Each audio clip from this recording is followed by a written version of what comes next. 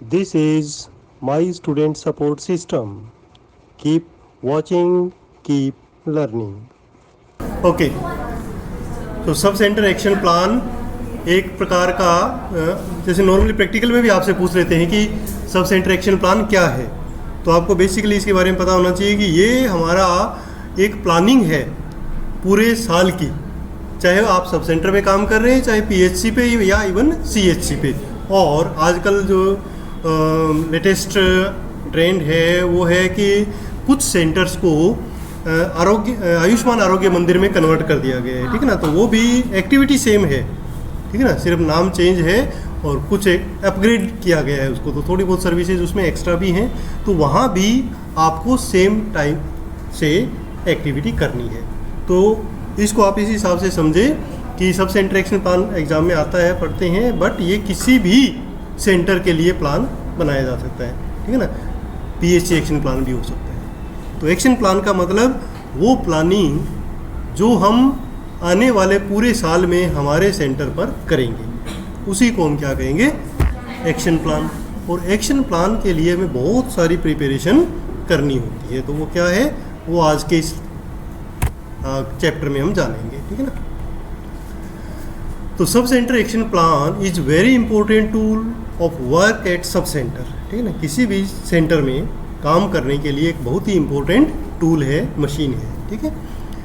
It provide information about activities plan for each village under the sub health centre. अब आप लोग ये जानते हैं कि जो एक सब सेंटर है उसमें कितने विलेज आ सकते हैं,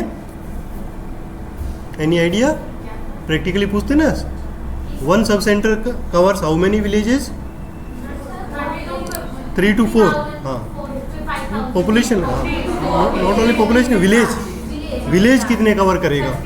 हाँ, 3 to 4 विलेज कवर करते हैं, क्योंकि हम मान के चलते हैं कि तो ये जो हमारा सब सेंटर एक्शन प्लान है वो हमारे सेंटर के अंडर में जितने भी एरियाज़ हैं, तो इसके अंदर नॉर्मली जो विलेजेस होंगे, तो एक विलेज तो वो होगा ही जिसके अंदर सब सेंटर है, इसके अलावा भी हमारे पास 3-4 विलेज हो सकते हैं, क्योंकि मान के चलते हैं कि एक विलेज की पॉपुलेशन तो 1000 से भी हो सकती है या इवन इससे कम भी हो सकती है अगर छोटे विलेज हो तो, और बड़ा हो तो ज़्यादा हो सकता है। तो हर सब सेंटर के अंडर में मिनिमम 3 विलेज तो होते ही होते हैं, ठीक है ना, 4 भी हो सकते हैं। तो उन सभी विलेजेस का कब कहाँ कौन से विलेज में क्या एक्टिविटी करनी है, वो सारा का सारा जो हम प्लानिंग करेंगे उसी को हम सब सेंटर एक्शन प्लान कहेंगे, ठीक है ना। तो इसके अंदर जो भी सर्विसेज प्रोवाइड की जानी है और कैसे की जानी है, क्या रिसोर्स हमारे पास रहेंगे, क्या मैन पावर रहेगी, क्या मटेरियल रहेगा, वो सारा का सारा प्लानिंग करना क्या कहलाएगा, सब सेंटर एक्शन प्लान कहलाएगा फॉर ए पर्टिकुलर पीरियड, ठीक है ना। ज़्यादातर तो हम 1 ईयर के लिए करते हैं, बट वीकली मंथली भी इसको प्रिपेयर कर सकते हैं, वो एक बाद की एक्टिविटी हो जाएगी। पहले हम पूरे साल का ही प्रिपेयर करते हैं, ठीक है। तो ये हो जाएगा एक इंट्रोडक्शन सब सेंटर एक्शन प्लान के बारे में। अच्छा, सब सेंटर एक्शन प्लान को डिफाइन कैसे करेंगे? Sub centre action plan is defined as a written document, ठीक है ना, जो एनएम के पास वहाँ रहेगा, which contain information about the activities to be perform in a specific period of time, indicating the resources, okay, time table कब कब होना है, एंड वेन्यू कहाँ होना है for each action to be perform, ठीक है ना। और जो हमारे रिसोर्सेज हैं वो कौन कौन से होंगे?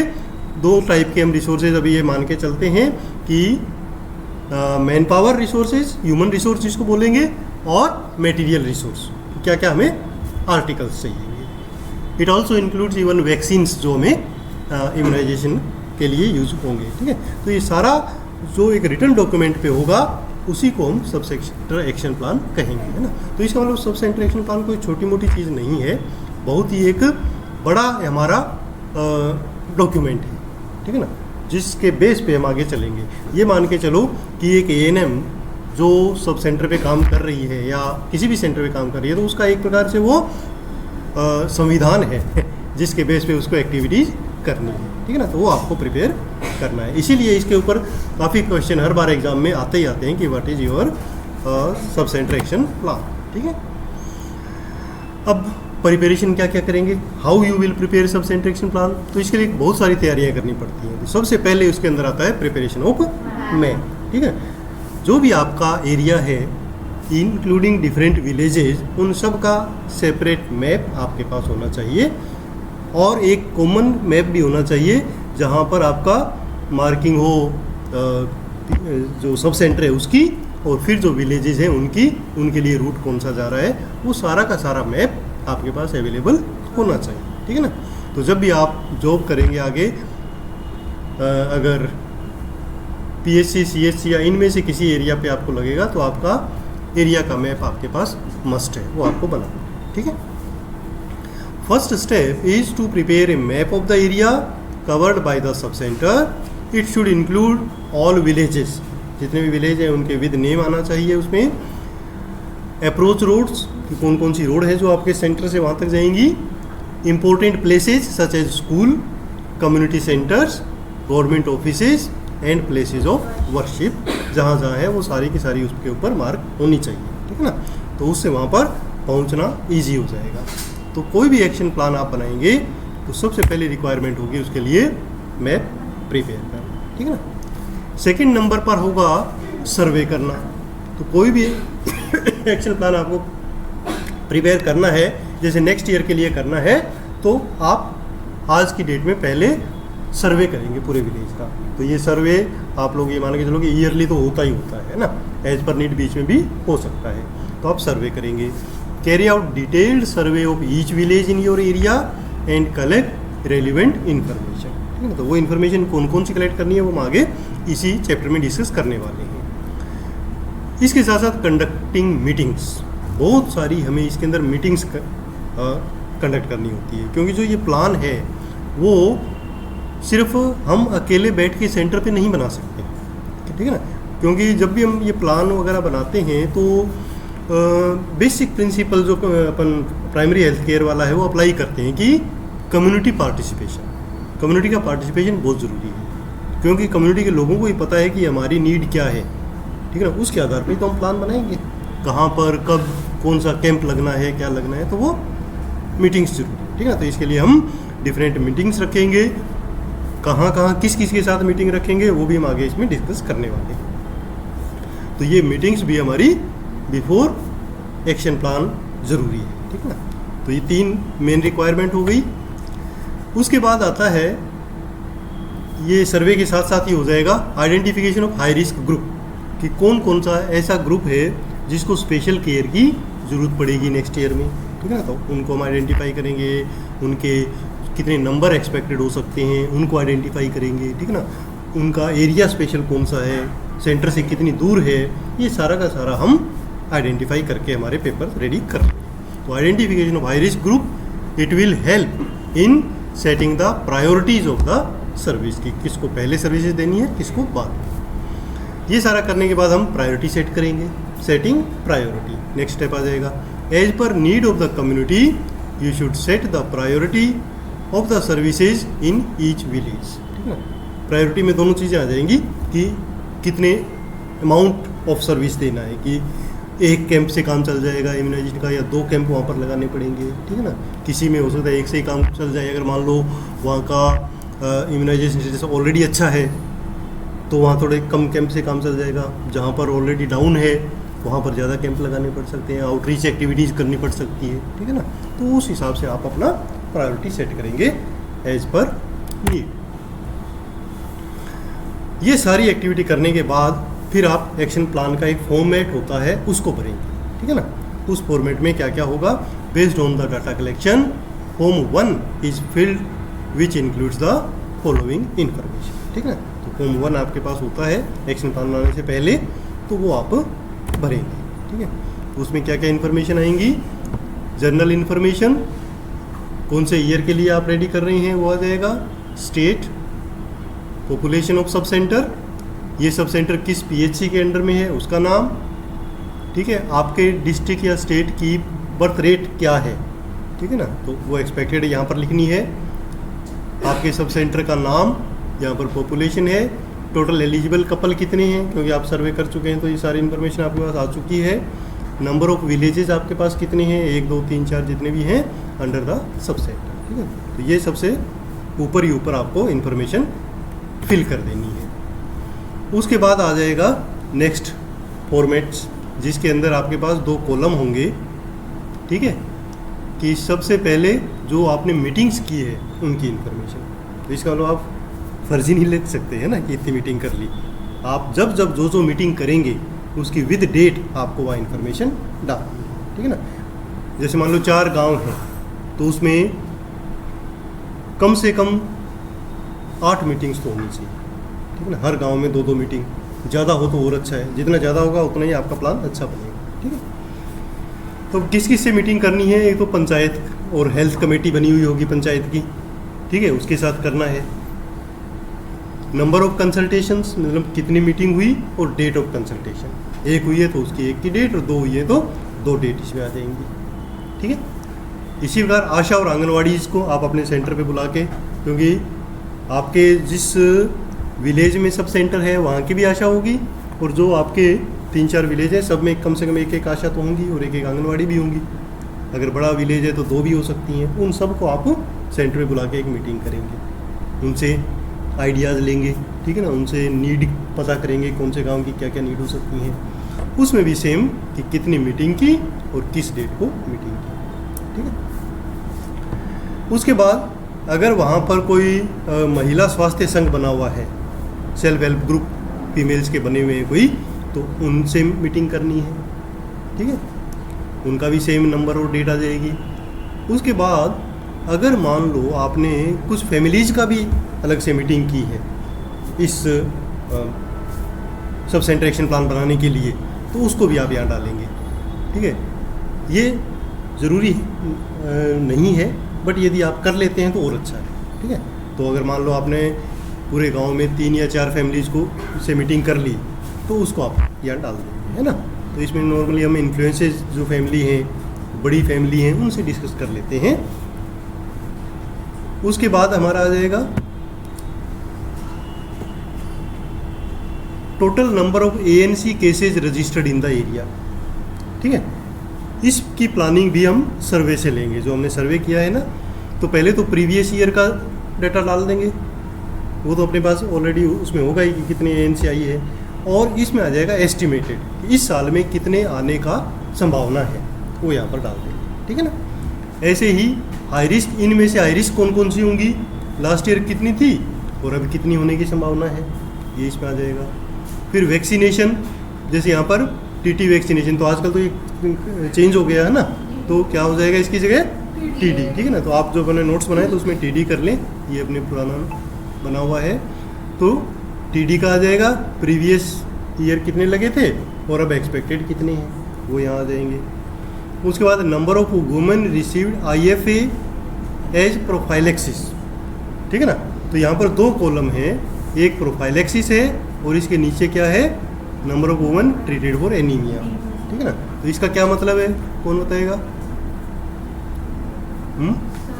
Number of women received IFA as prophylaxis, तो प्रोफाइलेक्सिस की कितनी, हाँ कितनी, ठीक है ना।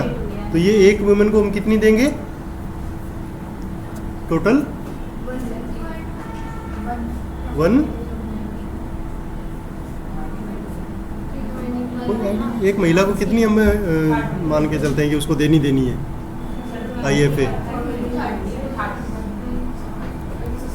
ये तो बेसिक क्वेश्चन है बेटा, ये तो फर्स्ट ईयर में क्लियर हो जाना चाहिए, अब तो सेकंड ईयर में है ना। आपने इतने सेंटर्स में विजिट किया, कभी पूछा कि कितनी टोटल महिला को हम आयरन फोलिक एसिड देंगे? पर डे की 1 देंगे, कितने दिन तक चलेंगी?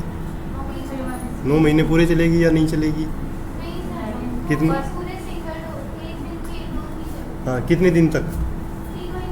3 महीने, ठीक है ना।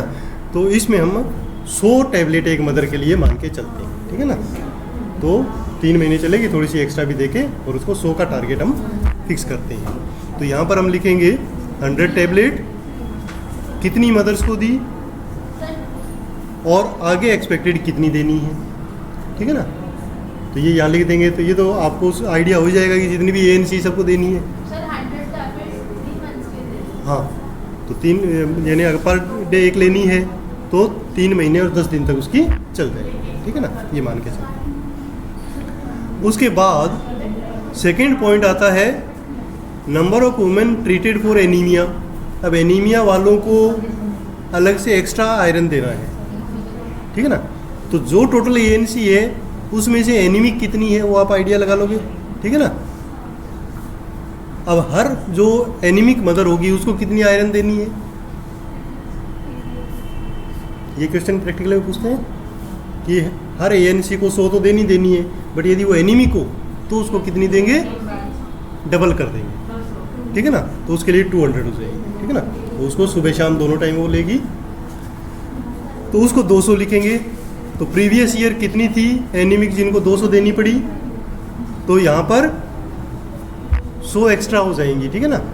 तो जो एनीमिक मदर है उनका नंबर यहाँ आ जाएगा लास्ट ईयर का, और करंट अभी इस ईयर कितनी देनी है वो आ जाएगी। क्लियर, ठीक है। तो ये हमारा हो गया।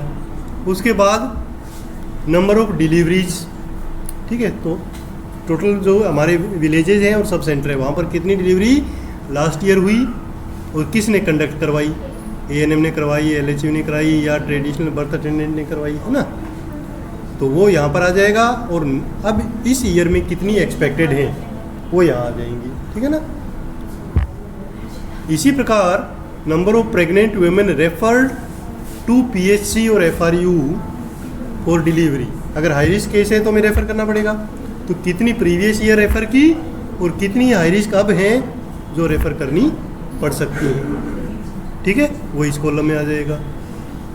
उसके बाद number of sick newborn referred. अब जो डिलीवरी आपके यहाँ हुई आपके एरिया में, उसमें कोई ऐसा बच्चा जिसको रेफ़र करने की ज़रूरत पड़ी, ठीक है ना, कोई हाई रिस्क बेबी होगा तो उसको रेफ़र करना पड़ा होगा, तो ये लास्ट ईयर का डाटा इसमें डालेंगे और अब एक्सपेक्टेड कितने हैं वो डाल देंगे, ठीक है ना। ये सारा का सारा हम हमारे सर्वे से निकालेंगे based on population and ANC etcetera data, ठीक है। इसीलिए हमने शुरू में बर्थ रेट लिखा, क्योंकि हमें अपने एरिया का बर्थ रेट पता होना चाहिए, उसके बेस पे आगे की चीज़ें निकलती हैं, ठीक है। उसके बाद number of women referred for MTP, ये यहाँ पर वो नहीं है, WB है साथ में, ठीक है ना। तो MTP के लिए कितनी मदर्स को रेफ़र करना पड़ा। अब MTP भी एक एसेंशियल सर्विस है हमारे NRHM के अंदर आने के बाद, तो उसको भी हमें इसमें शो करना पड़ेगा कि लास्ट ईयर कितना करवाया था और अब कितना एक्सपेक्टेड है। उसके बाद अदर सर्विसेज में आ जाएगा RTI और STI, ठीक है। लास्ट ईयर हमने कितने केस डिटेक्ट किए और अब कितने होने चाहिए, ठीक है। उसके बाद इम्यूनाइजेशन का आ जाएगा, तो इम्यूनाइजेशन के सारे पॉइंट इधर लिखेंगे हम, जितने भी हमारे लग रहे हैं BCG, पेंटा, OPV, IPV, इनके सामने इनका नंबर प्रीवियस ईयर कितने लगे थे और अब कितने एक्सपेक्टेड हैं। इसी के बेस पे आपका टोटल लॉजिस्टिक रिसोर्स पता लग जाएंगे कि कितना आइटम आपको चाहिएगा, ठीक है ना। रोटा, मीजल्स, ये सारा का सारा हम लिखेंगे। आजकल मीजल्स की जगह हम क्या लगा रहे हैं, 9 मंथ पे मीजल्स की जगह क्या लग रहा है,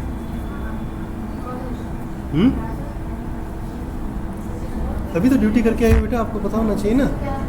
मीजल्स MR लग रहा है ना, मीजल्स की जगह हम MR ही लगा रहे हैं, ठीक है ना। तो मीजल्स की जगह आप इसको MR कर लेंगे, ठीक है। तो सारे PHC पे MMR लग रहा है। उसके बाद है एक बंद कर दो बेटा, कौन सा ये चल रहा है, वैसे तो आज ठंड है, इतनी ज़्यादा चलाने की जरूरत नहीं है ना। ओके, उसके बाद क्या करेंगे,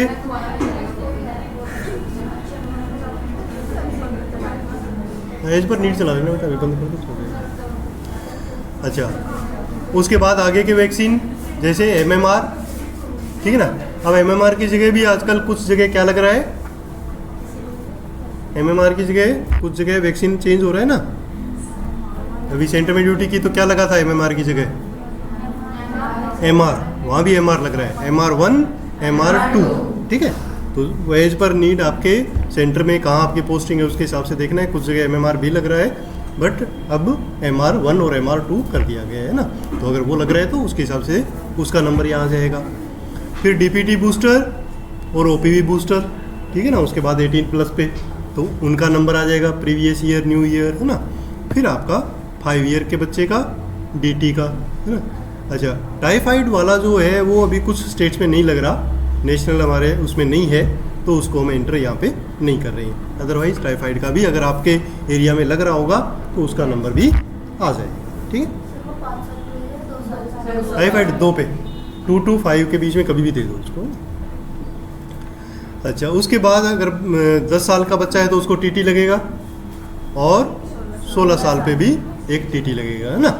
तो इनके नंबर भी हम लिख लेंगे। और क्या सर्विसेज हम दे रहे हैं, बच्चों को भी IFA देते हैं, ठीक है ना। अगर एनीमिक बच्चे हैं तो उनको भी हम स्मॉल IFA है, आयरन फोलिक एसिड टैबलेट, वो देंगे। तो पिछले साल कितनी दी थी और अब कितनी दी है वो सारा लिखेंगे।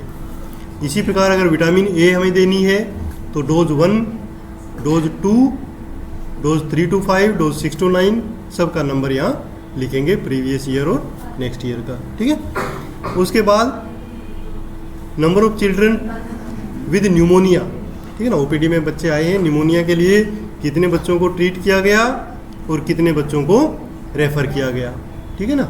तो ट्रीटेड का नंबर आ जाएगा और रेफर्ड का नंबर आ जाएगा। इसी प्रकार डायरिया जो कॉमन प्रॉब्लम है बच्चों की, उसी को हम लेते हैं। सबसे मेन रेस्पिरेटरी डिजीज है जिसमें निमोनिया, और सेकंड नंबर पे हमारा आता है डायरिया, ठीक है ना। उनका डिटेल आ जाएगा। उसके बाद next service, number of eligible couple who accepted permanent method of family planning, उनकी डिटेल लिखेंगे।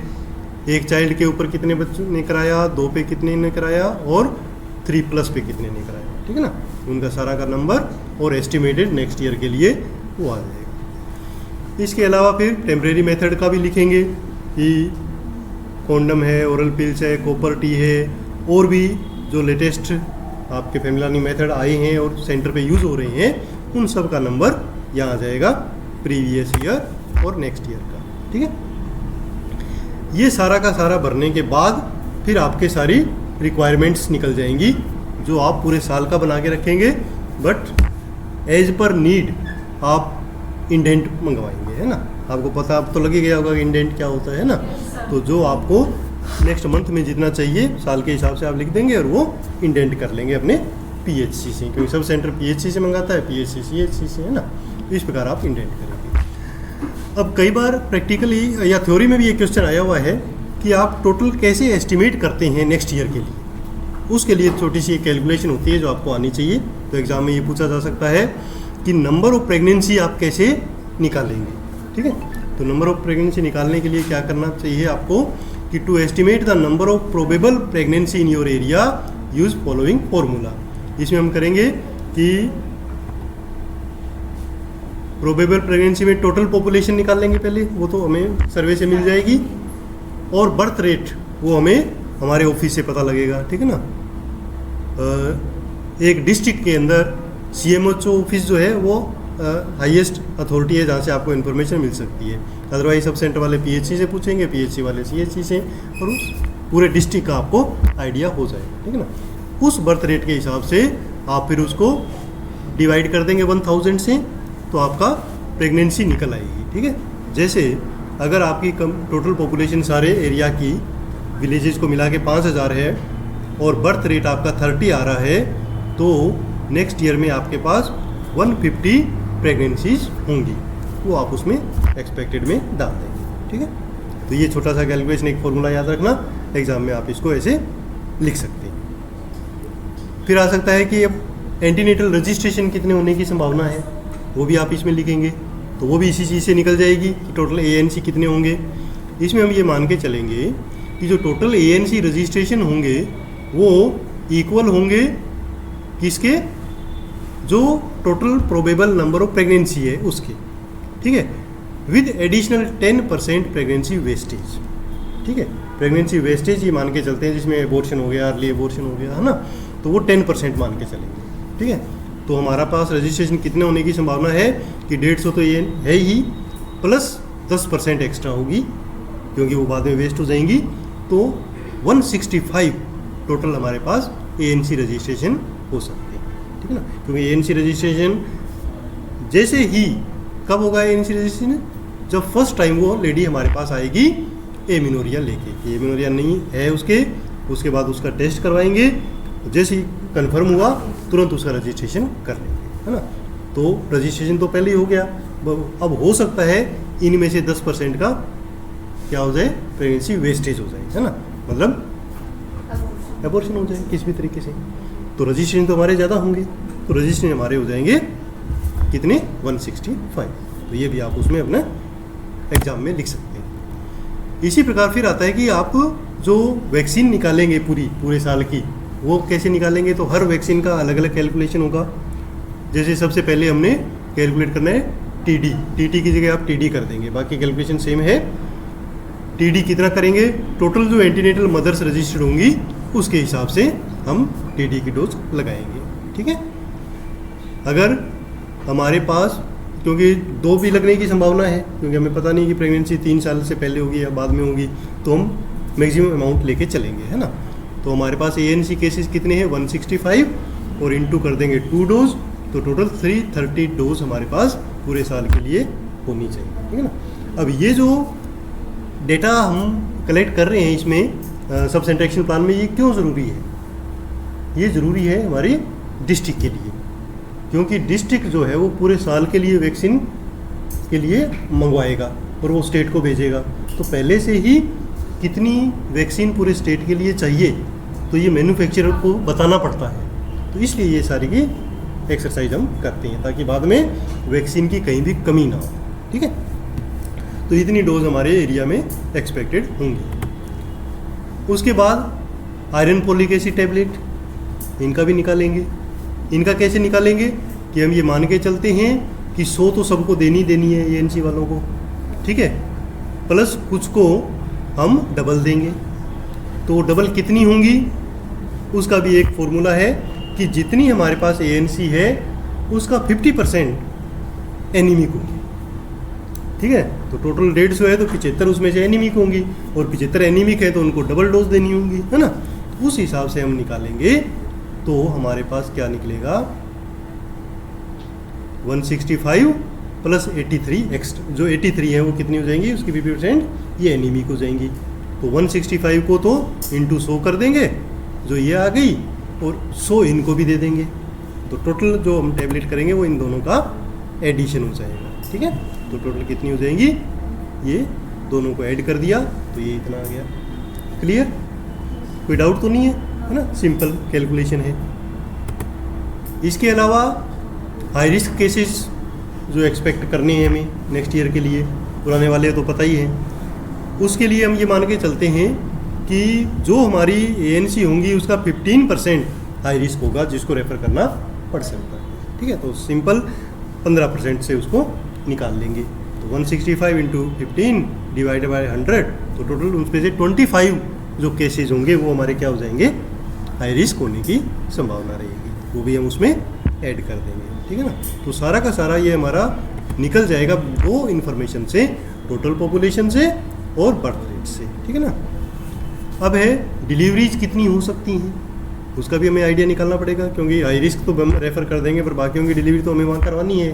तो उसके लिए हम निकाल के चलेंगे वही कि जो भी लाइव बर्थ होंगी वो population of the area into birth rate और डिवाइडेड बाई 1000 लाइव बर्थ, है ना, कि लाइव बर्थ कितने हुए हैं। तो इसके हिसाब से हम निकालते हैं कि हमारे पास ये पॉपुलेशन है, 30 से निकाला तो लगभग सेम आ गया जो वेस्टेज फैक्टर निकालने के बाद जो बच रही है ना, तो 150 फिक्स हो गई, है ना। तो ये हमारी लाइव बर्थ होने की संभावना है। इसी प्रकार अगर बच्चों की बात करें जो हमें मेडिसिन उनके लिए चाहिए, डायरिया वाले और जो रेस्पिरेटरी डिसऑर्डर वाले हैं या जिनको रेफ़र करना पड़ सकता है ना, तो उसके लिए हम हाई रिस्क मान के चलेंगे कि जो लाइव बर्थ होंगी उसका 10% हाई रिस्क होगा, ठीक है ना। ये डेटा भी हमें ऑलरेडी मिले हुए होते हैं, ठीक है। तो हमारे पास जो हमने कैलकुलेट किया उसके हिसाब से 150 बच्चे होंगे पूरे साल में, उसमें से 10% यानी 15 बच्चे क्या होंगे, हाई रिस्क होंगे, जिनको रेफ़र करने की संभावना रहेगी, ठीक है ना। तो वो हम हमारे डेटा डाल देंगे। इसी प्रकार जिनको इम्यूनाइज करना है, वैक्सीन चाहिए, है ना, तो वो जैसे हमने मदर के लिए निकाला था ना लगभग वैसे ही बच्चों के लिए निकाल देंगे कि जैसे हमारे पास 150 लाइव बर्थ हैं, ठीक है, और इनमें से कुछ बच्चे एक्सपायर हो जाते हैं, कितने हो जाएंगे, IMR से निकलेगा, ठीक है ना, इन्फेंट मोर्टेलिटी रेट पता है अपने को कि 1 साल के अंदर कितनी डेथ होती हैं, तो उसके बेस पे हम कैलकुलेट कर लेंगे। यहाँ पर जैसे लिखा हुआ है कि IMR 60 था इस एरिए का, तो 9 बच्चों की डेथ होने की संभावना होगी, तो 1 साल तक हमारे पास जो बच्चे होंगे उन 150 में से वो 141 होंगे। इनका कंप्लीट वैक्सीनेशन हमें करना होगा, ठीक है। अब इसके हिसाब से हम निकालेंगे, तो कैसे निकालेंगे कि जो हमारे पास किसी भी वैक्सीन की कितनी डोज लगती हैं प्लस उसका वेस्टेज फैक्टर, वो भी हमें डिस्ट्रिक्ट से मिला होता है कि कोई भी मेडिसिन है उसका कितना वेस्ट आप मैक्सिमम अलाउड है, ठीक है ना। वैसे तो बिल्कुल भी वेस्ट नहीं करना, बट कई बार वेस्ट हो जाता है, तो एक पॉइंट वो दिया होता है कि वेस्टेज फैक्टर इस वैक्सीन का कितना है, तो उसके हिसाब से हम कैलकुलेट करते हैं।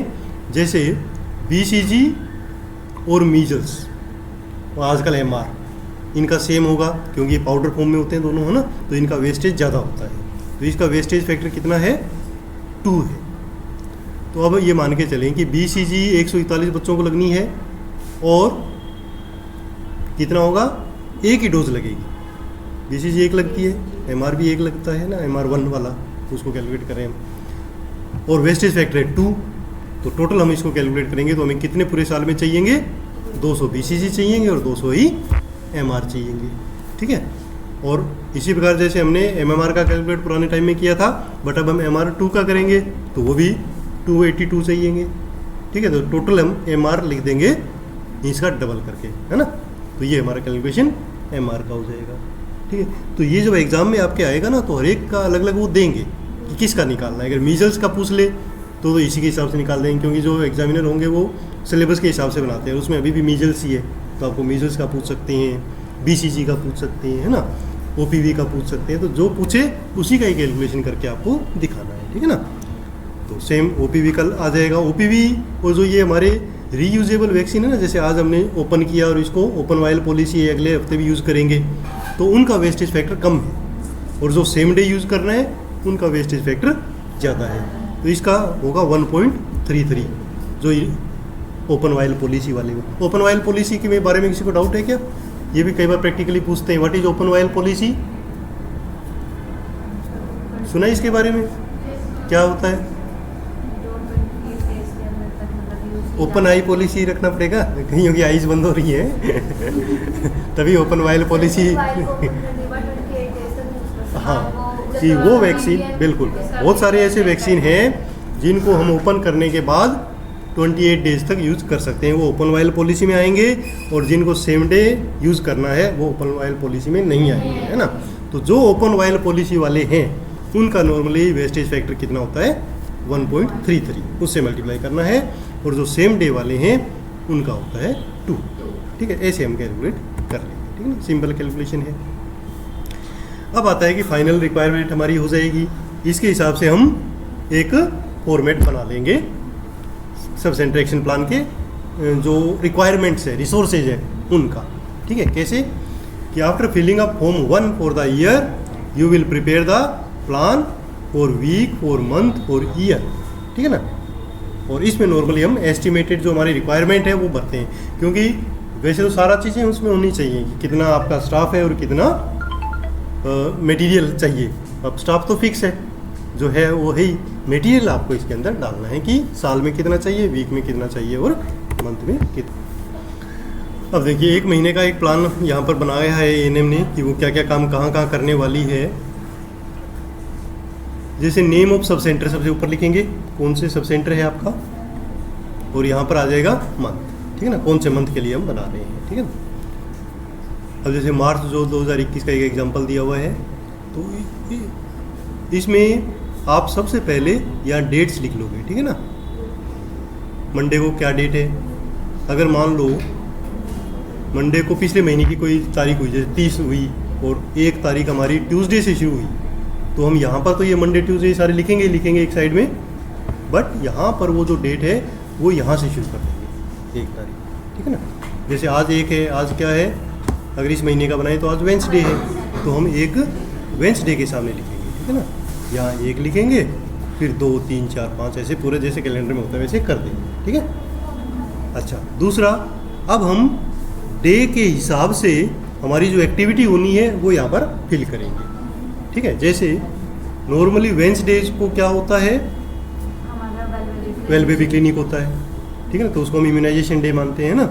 तो इम्यूनाइजेशन क्लिनिक होगा, तो हर वेंसडे को इम्यूनाइजेशन क्लिनिक होगा, ठीक है, हमारे सेंटर पे। इसके अलावा थर्सडे को कोई, जैसे इस महीने मीटिंग रख दी किसी ने, 5 से पहले नॉर्मली मीटिंग करते हैं, ठीक है, तो यहाँ PHC मीटिंग हो गई, तो यानी ये जो ANM है इस सब सेंटर की, ये PHC जाएगी उस दिन मीटिंग के लिए।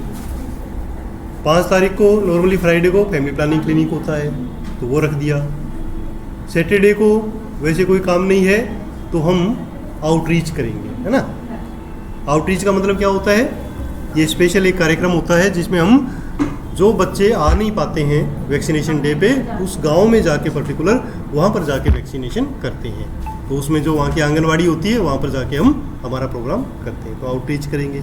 कौन से गाँव में, विलेज D, जैसे हमने मान के चला हमारे पास 4 गांव है ABCD, तो एक गांव का हमने आउटरीच यहाँ रख दिया, ठीक है। उसके बाद मंडे को किसी भी एक विलेज का होम विजिट रख दिया, उस गांव में 4 5 या 10 घरों में हम जाके आ जाएंगे, तो उस दिन पूरा दिन वही काम करेंगे हम, ठीक है ना। तो होम विजिट करेंगे कौन से गांव का, विलेज B का रख दिया, ठीक है ना। ये सारे विलेज हमें कवर करने हैं इस 1 महीने के अंदर, है ना। ट्यूसडे को नॉर्मली ANC क्लिनिक होता है, तो ये क्लिनिक हम हमारे सब सेंटर पे ही करेंगे। तो जहाँ जहाँ क्लिनिक होंगे वो सब सेंटर पे होंगे, और बाकी एक्टिविटी अलग अलग विलेजेस में होगी, ठीक है। तो इस प्लान से क्या पता लगेगा कि जैसे कोई हायर अथॉरिटी आपको अगर सुपरवाइज करने आ रही है, तो उसको पहले से पता होगा कि आप उस दिन कहाँ हैं, कौन से गांव में हैं, क्या एक्टिविटी आप कर रहे हैं, तो उसके हिसाब से वो लोग विजिट करेंगे, ठीक है। तो ये सारी की सारी एक्टिविटी इस हिसाब से हम बना लेंगे। तो ये आप अच्छी तरह देख लेना, और जो आपकी फाइल है उसमें शायद लगा हुआ भी है ना, और जिसका नहीं लगा हुआ वो ये बना के उसमें लगा लें, ठीक है। तो ये आज का हमारा लेक्चर हो गया कि सब सेंटर एक्शन प्लान क्या होता है, ठीक है। तो ये मैं आपको भेज दूंगा, आप इसको रिवाइज कर लेना।